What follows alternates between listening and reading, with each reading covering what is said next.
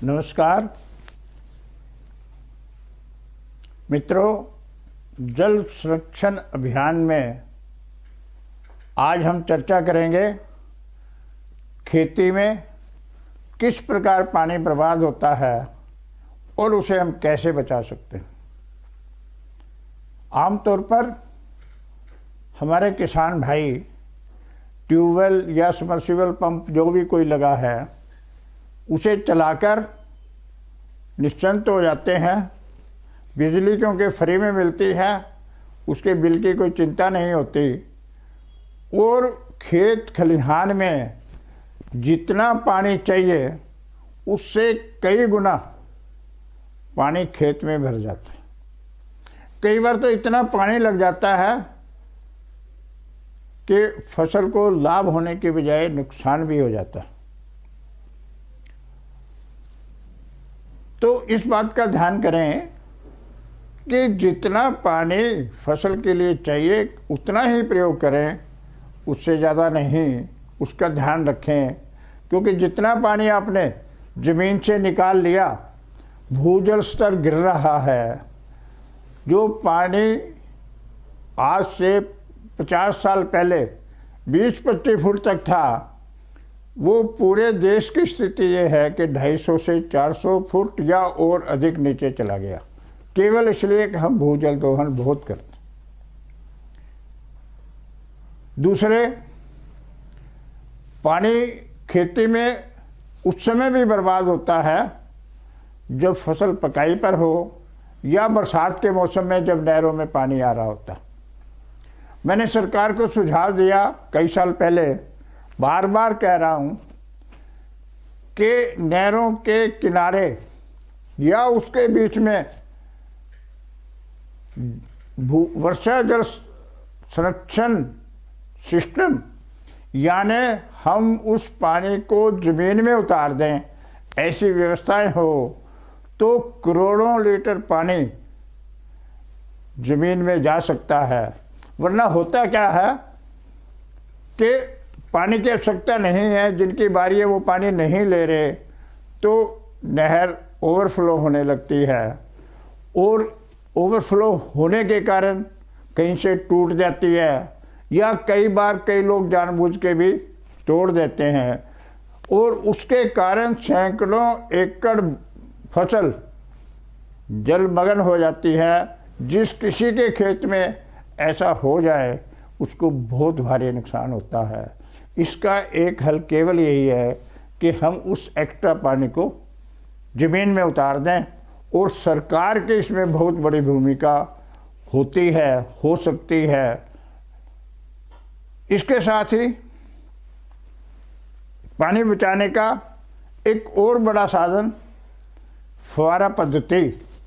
जहाँ पानी की कमी है वहाँ फुहारा पद्धति लोग बहुत तेज़ी से अपना रहे हैं, लेकिन हरियाणा पंजाब जैसे जो क्षेत्र हैं जहाँ पानी की कमी इस रूप में नहीं है, वो लोग इसमें परहेज करते हैं।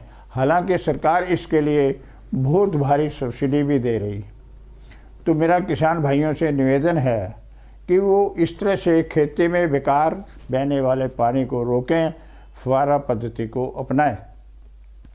खेती में धान, गन्ना और तंबाकू, ये 3 फसलें हैं जिनमें बहुत ज़्यादा पानी खर्च होता है।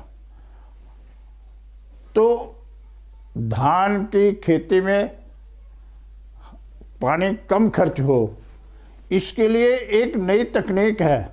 यदि उस तकनीक के हिसाब से बुआई करें तो पानी कम लगता है, फसल अच्छी होती है। तो हमारे साथी जमींदार उस तकनीक को अपनाएं और उसके अलावा उसमें कुछ लोग, सरकार की भी नीति है, वो कोई प्रोत्साहन राशि दे रही है कि जो लोग धान के बजाय किसी और फसल को बोएंगे। इस पर भी चिंतन कर सकते हैं कि आप दलहन और तिलहन की तरफ बढ़ें, आपको फसल के दाम भी अच्छे मिलेंगे और जो आपके खेत या आसपास के क्षेत्र का भूजल स्तर गिर रहा है वो भी रुक जाएगा। तंबाकू जिसका कोई लाभ ही नहीं, 100% हानिकारक है स्वास्थ्य के लिए। दमा, कैंसर तक होने का एक बड़ा कारण है तंबाकू का प्रयोग। सरकार उससे बचने के लिए बहुत विज्ञापन करती है। मैंने 2010 में बिन पानी सब सून एक पुस्तक लिखी थी, उसमें सरकार से ये मांग की थी कि तंबाकू की खेती पर पूर्ण प्रतिबंध लगा दिया जाए।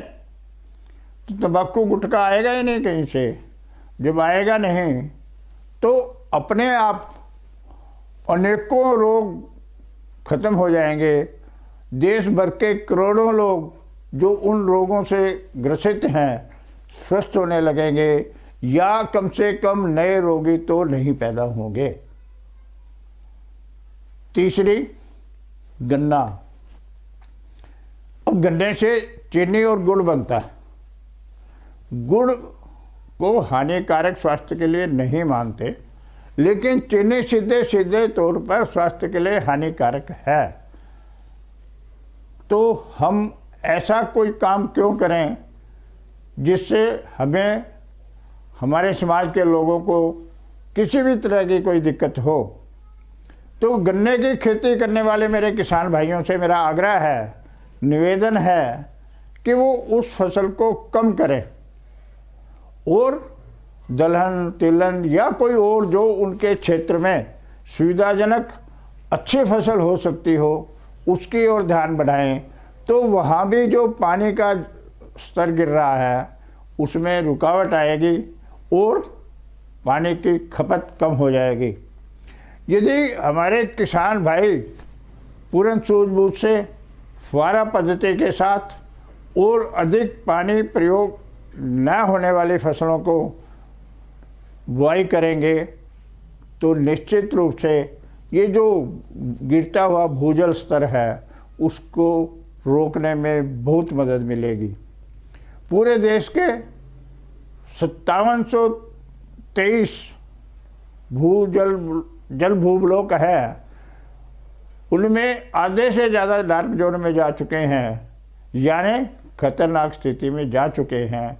उनका पानी का स्तर बहुत नीचे जा चुका है और शेष इसी तरह से बढ़ रहे हैं। कारण प्रदूषण बढ़ रहा है, तापमान बढ़ रहा है, उसके कारण जलवायु परिवर्तन हो रहा है। जलवायु परिवर्तन के कारण या तो अतिवर्षा होती है जो बाढ़ का रूप धारण करके आगे निकल जाती है, जिसका पानी हम संरक्षित केवल 8% कर पाते हैं, शेष समुद्र में चला जाता है। या अतिवर्षा की बजाय कम वर्षा होती है तो नदियों में पानी कम होता है। जब नदियों में पानी कम होता है तो भूजल दोहन बढ़ता है और भूजल दोहन इतना बढ़ गया है कि आधे से अधिक जल ब्लॉक डार्क जोन में जा चुके हैं। तो मेरा आपसे निवेदन है कि इस स्थिति से बचने के लिए चिंतन करें, मनन करें, ताकि आपके आने वाली पीढ़ी को पीने के पानी के लिए तरसना ना पड़े या पानी की कमी के कारण मरना ना पड़े। आप कल्पना करें कि पानी की कमी के कारण किसी को तड़फ कर मरना पड़ेगा तो क्या दृश्य होगा। आप केवल थोड़ी सी उसकी कल्पना ही करेंगे तो आपका मन सिहर उठेगा और आप निश्चित रूप से पानी बर्बाद नहीं करेंगे। मेरा यही निवेदन है, यही प्रार्थना है कि आप पानी बर्बाद न करें। उसे बचाने के लिए, उसके कम प्रयोग के लिए अधिक से अधिक सहयोग करें। जय हिंद, जय भारत।